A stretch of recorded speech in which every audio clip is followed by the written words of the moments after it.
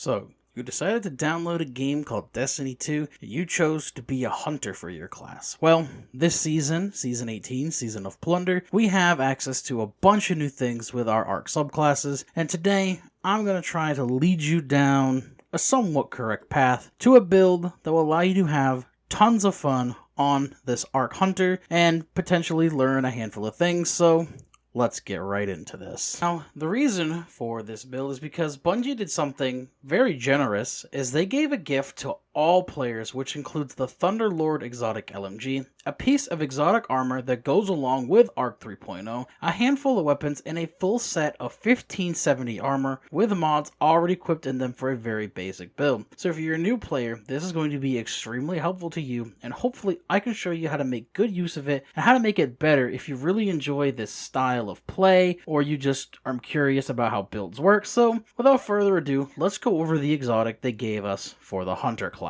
For Hunters, they gave us the exotic Liar's Handshake, which comes with the exotic perk Cross Counter. Using your arc melee ability or being hit by a melee attack will allow you to follow up with an extremely powerful melee counterpunch that will heal you. This exotic is very good for almost any situation. You have a large group of ads you want to get through? Just punch him. You got a boss you want to deal damage to? Just punch him. It's a very simple and easy exotic to use. All you got to do is hit one button and it does the work. Now, let's go over some ARC 3.0 subclass setup things to make it stand out and just a little more easy to use and hopefully, allow you to make full use of the exotic armor that they have given you. Before we get started with my little slideshow that I'm about to put up on screen, I want to make note that you want to use the combination blow melee option for your subclass selection because it allows you to stack damage that also stacks with Liar's Handshake. I completely forgot to add it because I'm just so used to how it used to work where you would just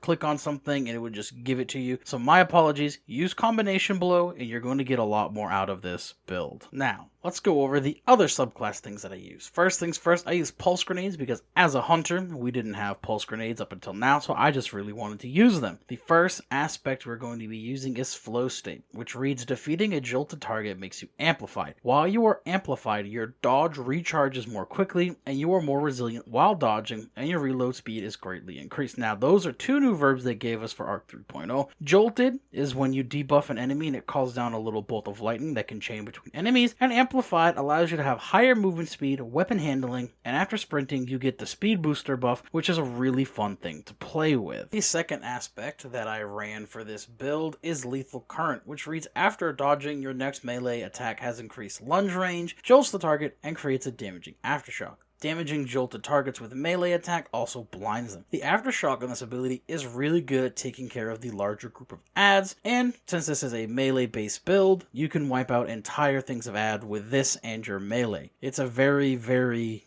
good combo. It's probably my favorite thing that I have played with in the short time that I have played with ARC 3.0. The first fragment we're going to look at is Spark of Resistance. While surrounded by combatants, you are more resistant to incoming damage, and it also gives a plus 10 to strength. This is very key to this build because you're going to be in crowds of enemies for a fair portion of the time, and allowing you to get some form of resistance for that is going to be very helpful. The second fragment we are going to be looking at is Spark of Frequency. Melee hits greatly increase your reload speed for a short duration. If we're going to be meleeing everything, we may as well try to get a little bit of bonuses out of it, and if you end up using shotguns, some of them have an extremely low reload speed, so this will help counteract that. I also used Spark of Recharge. While critically wounded, your melee and grenade energy regenerates more quickly. This can be very beneficial in case you do get down to that critical health, as it will allow you to get your melee back, and as previously stated, you get health back with your melees between,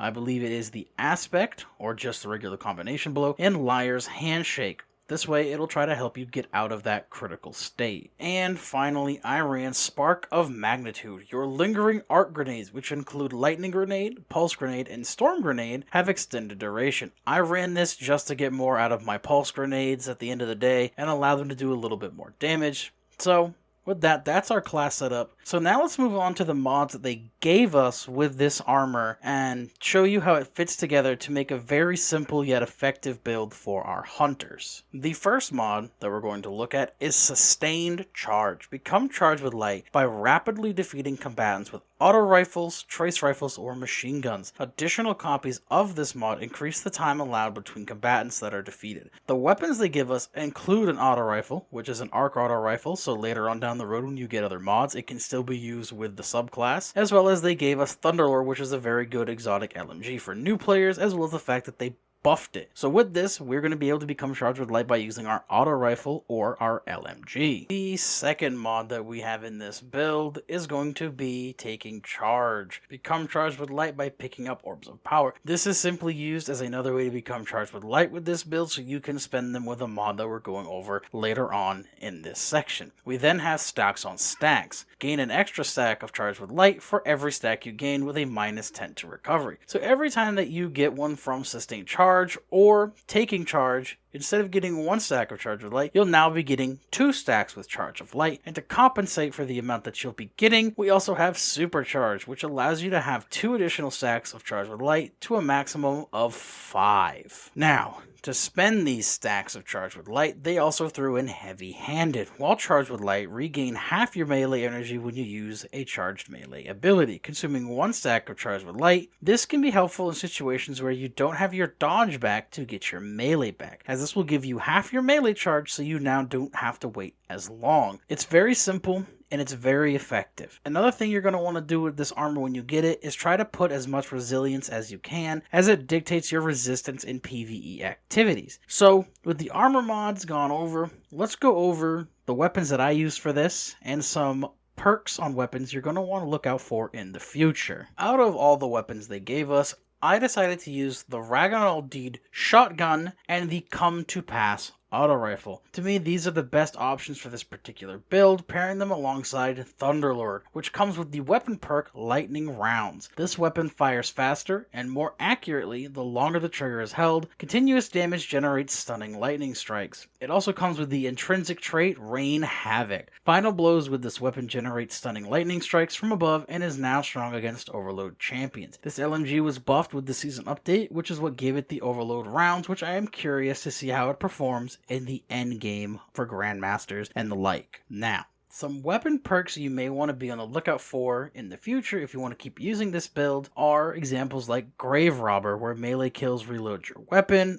Another is Swashbuckler, where a melee kill will give you a damage bonus for that weapon for a short period of time. Pugilist, which states final blows with this weapon generate melee energy. Dealing melee damage briefly improves this weapon's handling, and this is a new perk for this season, and it fits very well into this build. Now, some special weapon perks that are specifically tied to shotguns that would be very key for this build are things like 1-2 Punch, where landing all the pellets from your shot grants you a significant melee buff for a short period of time. This is great for bosses, and another perk you're going to want to look out for is Trench Barrel. After successful melee hit, this weapon gains increased damage, handling, and reload speed for a short duration or until 3 shots are fired. This is also another great perk for dealing with bosses. So, if you wish to keep using this particular build and try to make it better, look out for weapons with these particular perks, as well as a few other mods that I'm going to leave down in the description of below, as there are tons of them to go over, and that would just take way too much time. So, with that being said, that is the first build for Season 18, even though it is primarily just going over and explaining the stuff that they gave us in that Thunder Gods pack for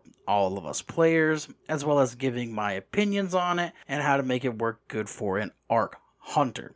Next video, we're going to be going over the Arc Warlock, which I have a particular build for that, even though the mods that they give us don't really go with it all that well, but you know, we can make it work. I got a few things in mind, and then the Titan one, which will also work very well for the mods that they gave us.